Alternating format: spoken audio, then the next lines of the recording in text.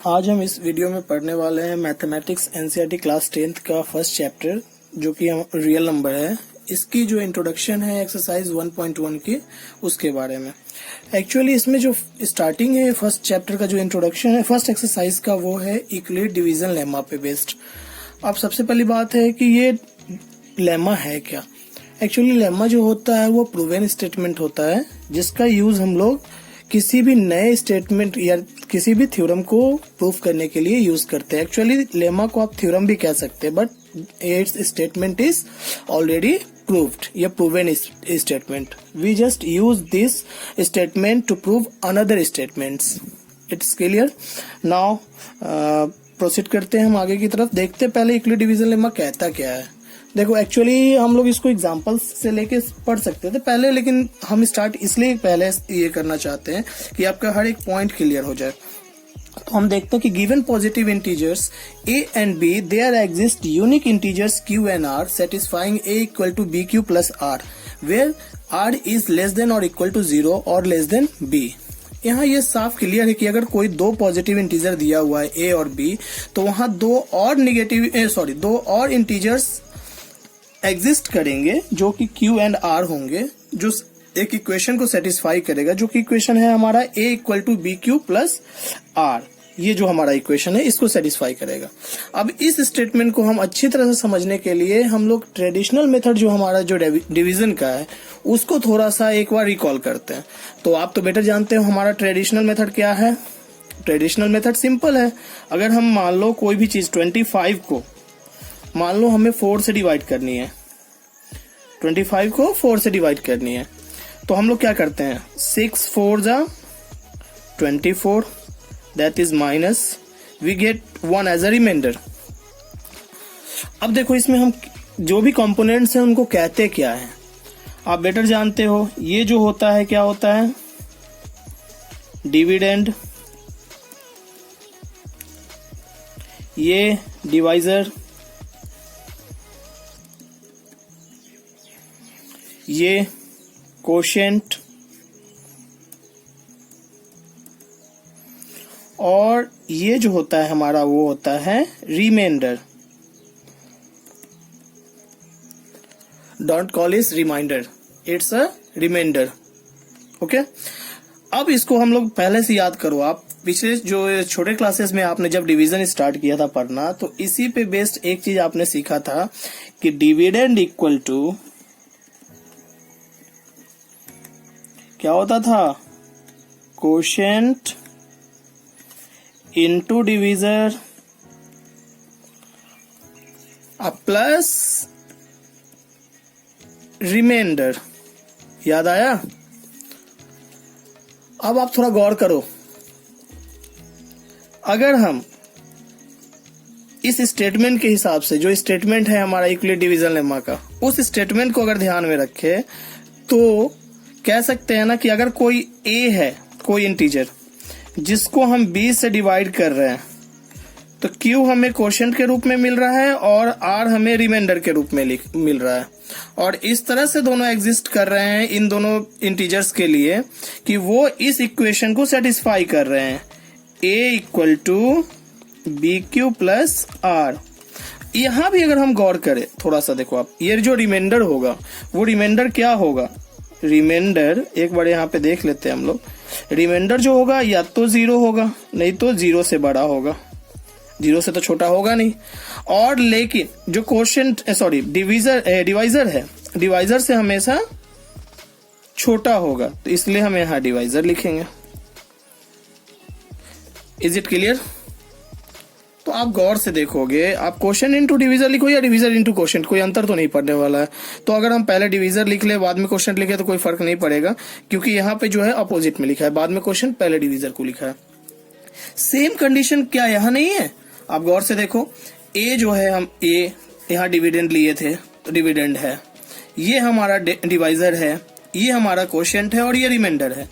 तो अगर यहाँ से देखें dividend equal to divisor into quotient plus reminder, same condition है ना। और जब सेम कंडीशन है तो यहाँ आर के लिए भी जो कंडीशन आएगा वो भी सेम आएगा, that is r should be less than और इक्वल टू 0 और r should be less than, sorry, r should be greater than and equal to 0 और r should be less than b, that is divisor और divisor. Is it clear? Actually Euclid division lemma कुछ है नहीं, आप जो पढ़ते आ रहे हो अभी तक डिवाइड वही चीज है, लेकिन इसका यूज करना है हमें. अब यूज करना क्या है? यूज करना ये है कि इसके हेल्प से हमें HCF निकालना है, 2 नंबरों का HCF निकालना है. HCF तो आप बेटर जानते होंगे. HCF that means highest common factor, highest common factor. और ये चीज आप जो है बहुत पहले से पढ़ते आ रहे हो, तो इसी चीज को हम लोग यूक्लिड डिवीजन लेमा की मदद से आगे जो है पढ़ेंगे. अगर आप इसे नोट डाउन करना चाहते हो तो आप इस वीडियो को पॉज करके नोट डाउन कर सकते हो.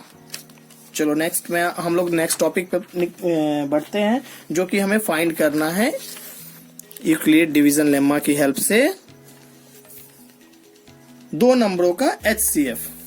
ठीक है.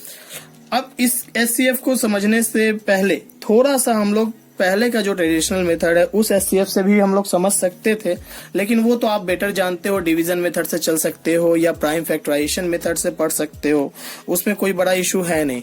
तो हम लोग डायरेक्टली इस मेथड से कैसे करते हैं उस चीज को समझने के लिए छोटा सा एक एग्जाम्पल हम लोग पहले लेके उसको समझेंगे. एग्जाम्पल के लिए सिंपल सी बात है, हम लोग एक अलग से एक शीट में उसको पहले समझ लेते हैं, फिर हम लोग इस टॉपिक पर आएंगे. Is it clear? तो ठीक है, हम लोग एक शीट ले लेते हैं और इस शीट पे हम लोग क्या करते हैं, पहले HCF दूसरे जो हमारा ट्रेडिशनल मेथड है उस मेथड से किसी 2 नंबर का निकालते हैं. उसके लिए हम लोग क्या करते हैं, एक एग्जाम्पल तो ले ही सकते हैं हम लोग. एग्जाम्पल के लिए हम लोग क्या करेंगे कि ये क्वेश्चन ले लेते हैं. क्वेश्चन हम ले लेते हैं 135 एंड 225. ये सही रहेगा. चलो देखते हैं 135 एंड 225. हम लोग जो है इसको 2 तरह से बनाएंगे. एक तो हम लोग करेंगे क्या, prime factorisation method.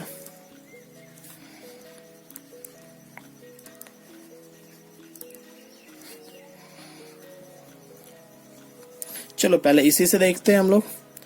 First of all हम लोग क्या करेंगे, इन 135 का प्राइम फैक्टराइज करेंगे.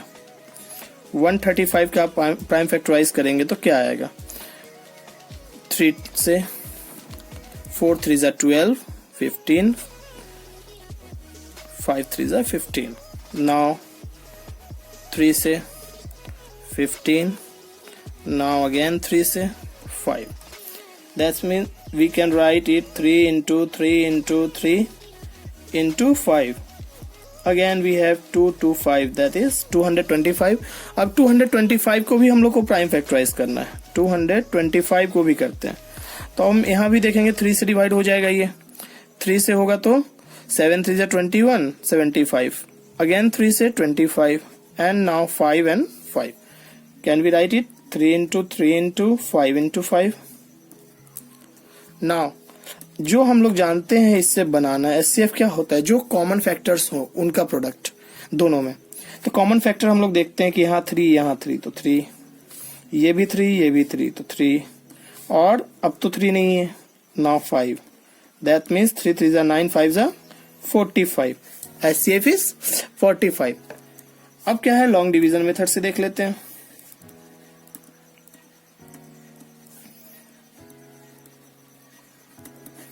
इसमें हम लोग क्या करते हैं, सबसे पहले बड़े नंबर को हम लोग डिविडेंड बनाते हैं, इसको डिवीजर. और यहाँ एक गौर करना होता है कि 1 टाइम में ही आपको इसमें लगाना, डिवाइड करना होता है, ये तो आप जानते ही हो. तो अगर हम 2 टाइम्स करते हैं 270 जाएगा, लेकिन 135 135 होता है. इसको अगर हम माइनस कर ले 0 तो यहाँ पे हमारे पास आ जाता है 12 में 3 अगर हम माइनस कर ले तो 90. Is it clear?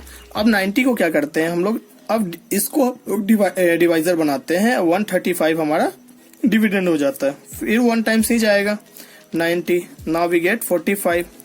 सेम तब तक हम लोग ऐसा करते चलते हैं जब तक ये रिमाइंडर हमारा 0 ना आ जाए.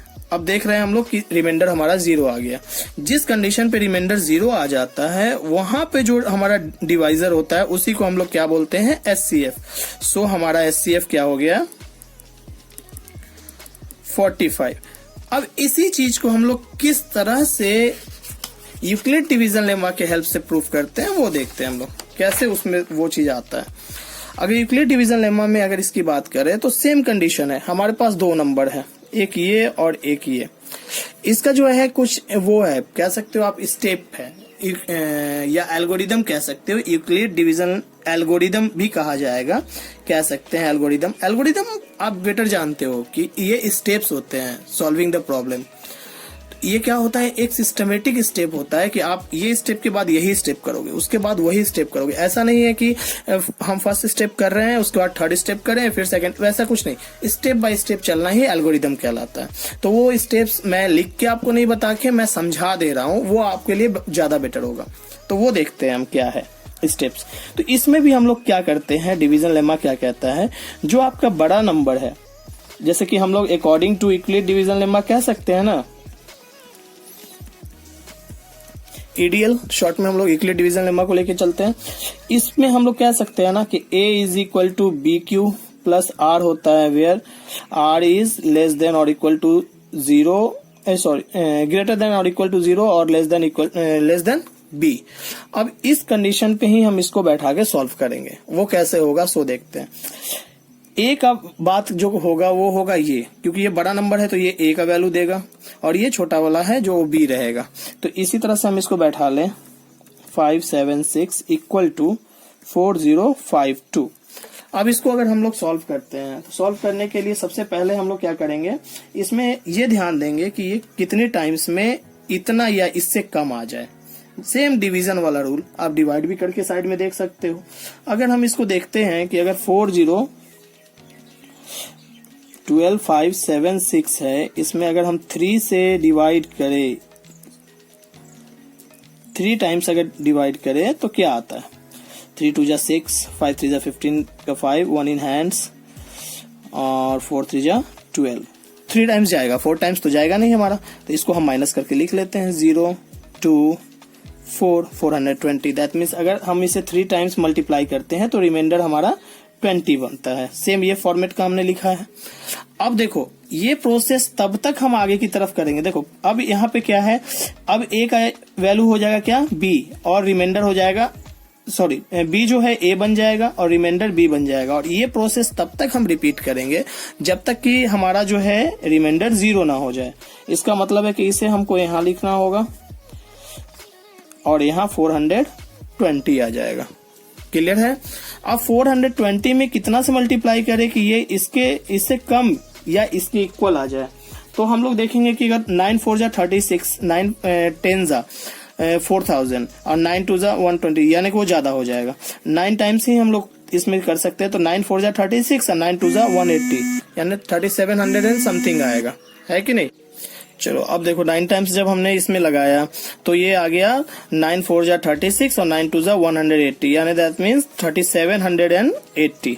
3780 किस में से घटा लेंगे हम, 4052 में से घटा लेंगे। कितना आएगा, 2 7 और 272 आएगा। क्लियर है। तो यहाँ प्लस 200 हम लोग 72 लिख लेंगे। क्लियर है। अब फिर इसको अब तो इसको ए बनाना होगा हमें, और आर जो है हमारा वो बी बन जाएगा। अब तो मुझे लगता है 1 टाइम्स ही जाएगा, तो 1 टाइम्स जाएगा तो आप डायरेक्टली इसमें से माइनस कर सकते हैं। 10 में से 2 गया 8 और यहाँ 11 में से 7 गया 4 और यहाँ 3 में से 2 गया 1, 148 हमारा आएगा। फिर ये प्रोसेस हम आगे बढ़ाते चलेंगे। इक्वल टू 148 इंटू 1 टाइम्स ही जाएगा, अब 2 टाइम्स तो जाएगा नहीं, तो 148 को इसमें से माइनस कर लेते हैं। 12 में से 8 गया 4 और यहाँ जो है हमारा क्या बच रहा है 6 में से 4 गया 2 और 1। Now 148 will be here and there we can write 124 into 1 times plus, अब तो इसमें से 24 ही हम जोड़ लेंगे तो इतना आ जाएगा। तो अब 124 बराबर कितना आ जाएगा, 24 गुने कितना, 5 टाइम्स में 120 आता है, तो 5 टाइम्स ही लगा लेते हैं। क्या बचेगा 4। अब हम लोग यहाँ 24 आ जाएगा, यहाँ 4 आ जाएगा, कितना टाइम्स 6 टाइम्स, और रिमाइंडर हमारा, अब देखो आप इस लाइन में देखो रिमाइंडर हमारा 0 आ गया। अब जब रिमाइंडर 0 आ गया तो इसका मतलब है जो बी का वैल्यू होगा वही हमारा क्या होगा, HCF। तो हम लोग यहाँ लिख लेते हैं HCF equal to, so HCF equal to 4 answer. Same process आपको फॉलो करना है और इसी तरह से आप किसी भी 2 नंबर का HCF फाइंड आउट कर सकते हो। अगर आप देखोगे तो 1-2 एग्जाम्पल और हम लोग समझ सकते हैं। एग्जाम्पल्स को समझने के लिए सिंपली हम लोग क्या करते हैं, एक क्वेश्चंस और ले लेते हैं जो अलग शीट में मैं आपको देता हूं, फिर आगे उसको हम लोग फाइंड आउट करेंगे HCF इक्वली डिवीजन लेमा के हेल्प से। इसके लिए 2 नंबर ले लेते हैं। मान लो सिंपल एक लेते हैं हम लोग 455 एंड 42। 455 एंड 42 को अगर हम लेके चलते हैं, देखते हैं इसमें क्या आता है। इसमें भी सेम कंडीशन हम लोग A is equal to B Q plus r, where r should be greater than और इक्वल टू 0 और लेस देन बी कंडीशन है हमारा। तो यहाँ हम लोग देखेंगे कि A का जो वैल्यू होगा वो बड़ा वाला नंबर होगा ना, 455 equal to 42 into how many times, अगर हम 10 बार करेंगे तो 420 आएगा, है कि नहीं। तो ये 10 टाइम्स जा रहा है, तो क्यों ना हम 10 टाइम्स कर दें, 420 प्लस 420 इसमें से माइनस कर ले तो 35 बचेगा ना, so that's why 35 will be reminder. Same process हम लोग 42 यहाँ आएगा, 35 1 टाइम्स में हम लोग करेंगे तो 7 बचेगा, ये 35 यहाँ, 7 5 जा 35 हो गया, कुछ नहीं बचा, रिमाइंडर 0। यहाँ पे हमारा रिमाइंडर 0 आ गया तो B का वैल्यू 7 है, इसलिए हम लोग HCF इसका क्या लिखेंगे, 7 है। उम्मीद है कि आप लोग को बहुत अच्छे से समझ में ये आ गया होगा। बहुत आसान सा था ये टॉपिक और बहुत ही आसान सा प्रोसेस भी है इसको बनाने का। चलो इसके अलावा इसके कुछ फॉर्मेट्स है जो एग्जाम्पल्स में आपका NCERT में कुछ क्वेश्चंस दिया गया है, उस पे हम लोग थोड़ा सा नजर देते हैं। एक आपका एग्जाम्पल है, show that every positive integer even integers is of the form 2q and that every positive odd integer is of the form 2q plus 1 where q is some integers। अब देखो ये क्वेश्चन भी हमें सिर्फ इसके help से हम बना सकते हैं, यूक्लिड डिवीजन लेम्मा की हेल्प से हम इसको बना सकते हैं, बहुत आसानी से बना सकते हैं। इसके लिए पहला जो हमारा स्टेप होगा वो ध्यान दीजिएगा आप लोग। पहले हम लोग मान लेते हैं कि let A be an arbitrary number, any arbitrary number कह सकते हो आप, कोई भी नंबर इसको मान सकते हो, या सीधा पॉजिटिव इंटीजर मान लेते हैं ना, क्योंकि हमको पॉजिटिव इंटीजर ही लाना है, इवन हो या ऑड हो, बाद में अपने आप वो निकल के आएगा कि वो इवन है या ऑड है। अगर हम मान लेते हैं कि let A be any positive integer,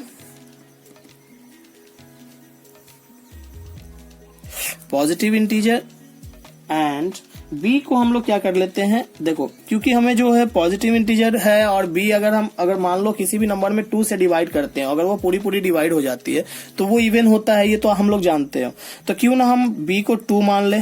2 मानने से ये होगा कि इवन का फॉर्म ऑड का फॉर्म अपने आप शॉर्ट आउट हो जाएगा, तो हम लोग B को 2 मान लेते हैं। अब हम लोग क्या करते हैं, थोड़ा सा प्रोसेस में आगे बढ़ते हैं। According to Euclid division lemma हम लोग कह सकते हैं, यूक्लिड डिवीजन लेमा हम लोग ऐसे लिख सकते हैं ना कि A is equal to B Q plus r, ये तो होता है। अब A तो रहने देंगे क्योंकि ये जो है हमारा A तो रहेगा ही, और B जो है 2 है, हमने अभी माना है, तो 2q प्लस आर कर सकते हैं इसको। रिमाइंडर क्या, 2q प्लस आर, वेयर अब सीधा है यहाँ पे एकदम बहुत ही आसान है, वेयर आर शुड बी।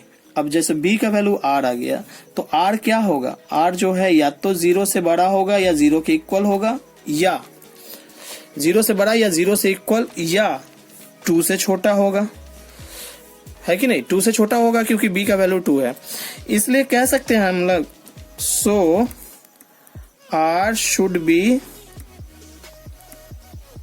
क्या हो सकता है, 0 और 1, 0 या 1 यही हो सकता है। तो देखते हैं हम लोग, व्हेन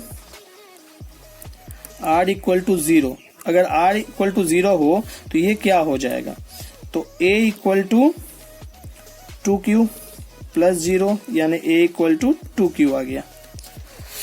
और अगर व्हेन r इक्वल टू 1 हो तो a इक्वल टू क्या आएगा 2q plus 1 where q is any integer. q क्या है, कोई भी इंटीजर हो सकता है। यहाँ तो हमने q को कुछ लिया नहीं था, q क्या है, कोई भी इंटीजर हो सकता है। तो सिंपली हम लोग कह सकते हैं, देखो यहाँ पे आप गौर करोगे, जब r का वैल्यू 0 था तो a का वैल्यू 2q आया। अगर a का वैल्यू 2q आया तो एक ही को हमने कोई पॉजिटिव इंटीजर माना था, तो 2q यानी 2 का मल्टीपल है ये। अगर ये 2 का मल्टीपल है इसका मतलब ये इवन होगा, और इवन ये तो ये भी 2 का मल्टीपल है तो ये इवन, और इवन में जब हम 1 ऐड करते हैं तो ये ऑड होता है ना। तो हम लोग कह सकते हैं ना, we know that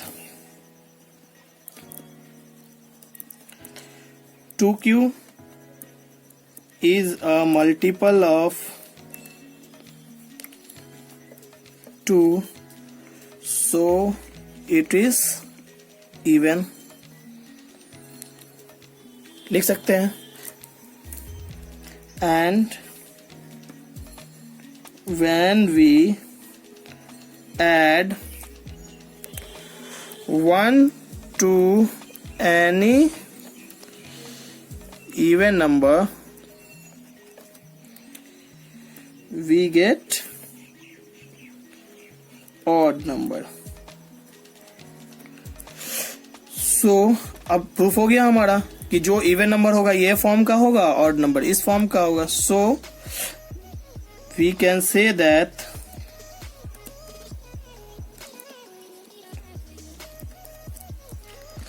every positive even integers is of the form 2q and that every, ये लाइन हम लोग क्वेश्चन से ले रहे हैं। आप ये मत सोचिएगा कि मैं अपनी मर्जी से लिखते जा रहा हूँ, ये कुछ नहीं, जो क्वेश्चन था हमारा उसी को लिख के हमने कह दिया कि ये प्रूफ हो चुका हमारा। Every positive odd integer is of the form 2q plus 1 for any, sorry for नहीं, वेयर। जहां यहाँ पे तो वेयर ही यूज होना चाहिए ना, क्योंकि q जो है इसमें पहले से है। Where q is any integer या सम इंटीजर का हो, कोई फर्क नहीं पड़ता है। मुझे लगता है आपको ये बेटर समझ में आया होगा ये किस तरह से मैंने सॉल्व किया है। अगर आपको कोई प्रॉब्लम हो इस पे तो आप कमेंट करके, या अगर जो भी डाउट्स है वो आप पूछ सकते हो मुझसे। अगर इसको नोट डाउन करना चाहो तो आप इसको पॉज करके नोट डाउन कर सकते हो। नहीं था। चलिए इसको हम एक और एग्जांपल के थ्रू समझते हैं, जो आपके एनसीईआरटी बुक का ही एक एग्जांपल है। Show that any positive odd integer is of the form 4q plus 1 और 4q plus 3 where q is some integer.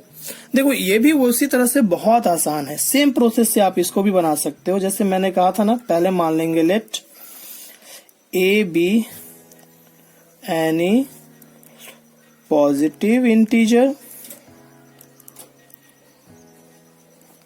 A को हम लोग कोई भी पॉजिटिव इंटीजर मान लेंगे।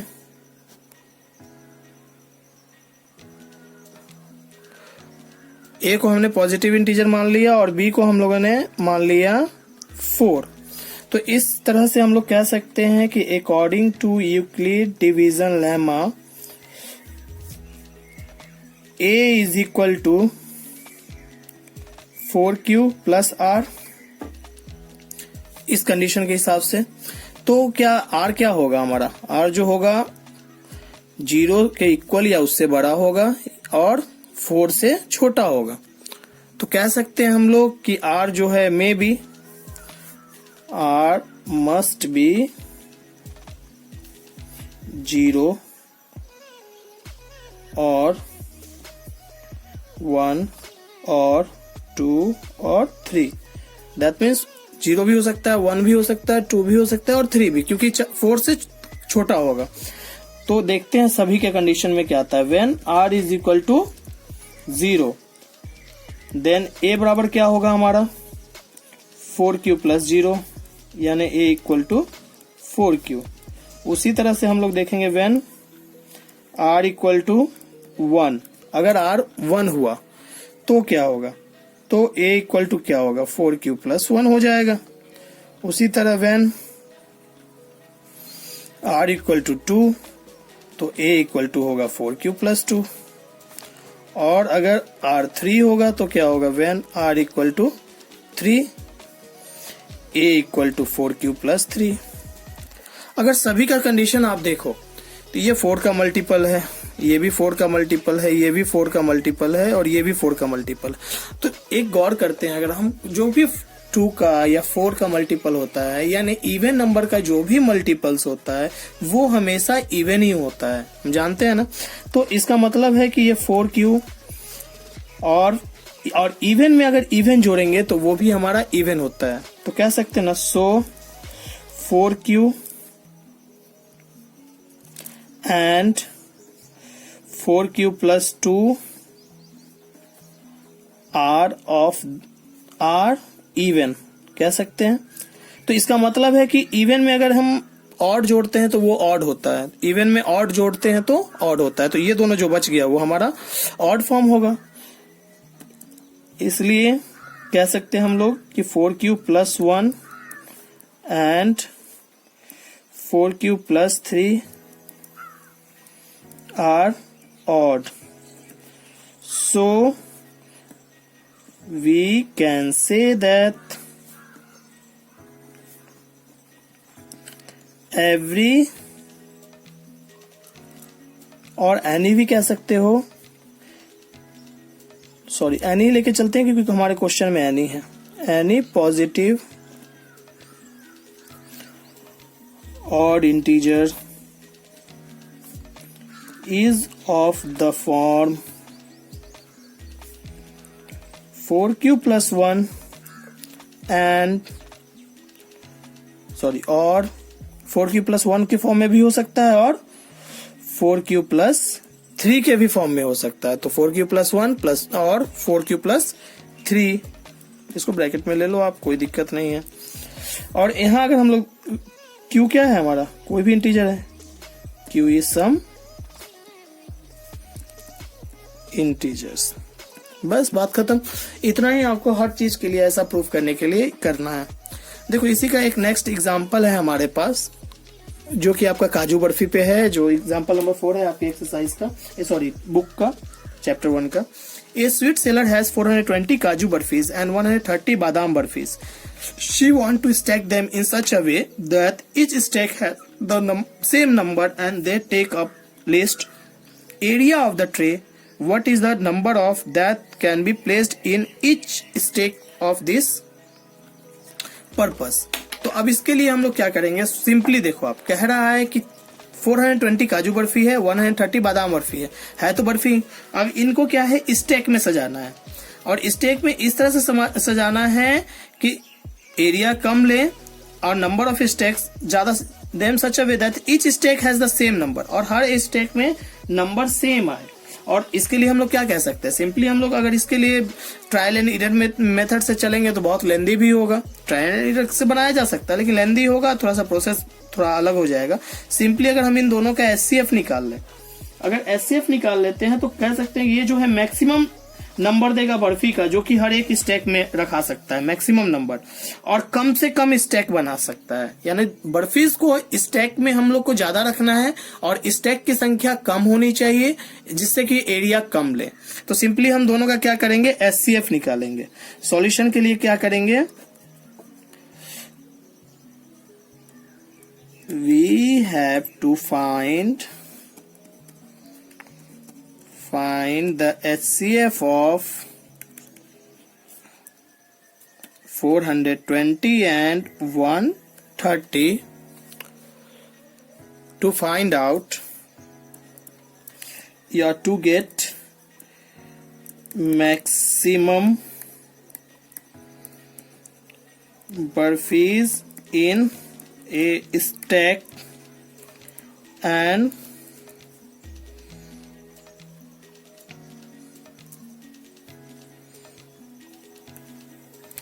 minimum number of stacks so they take up the least area of the tray का कम से कम एरिया ले, इसके लिए हम ये चीज कर रहे हैं। तो क्या करते हैं, सेम यूक्लिड डिवीजन लेमा से अगर हम इसको निकालते हैं तो HCF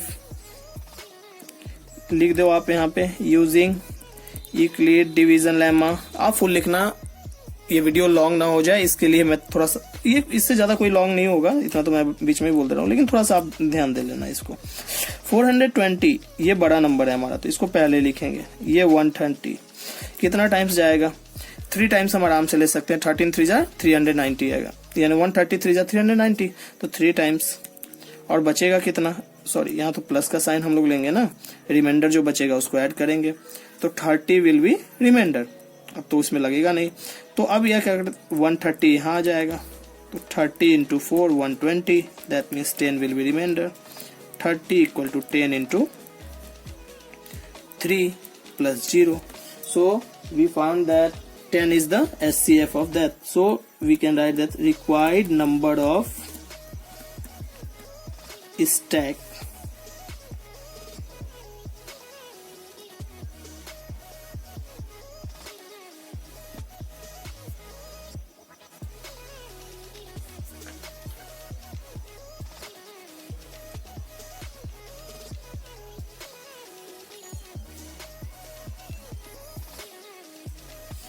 required number of stack कह सकते हैं दोनों बर्फी के लिए। Required number of stack for both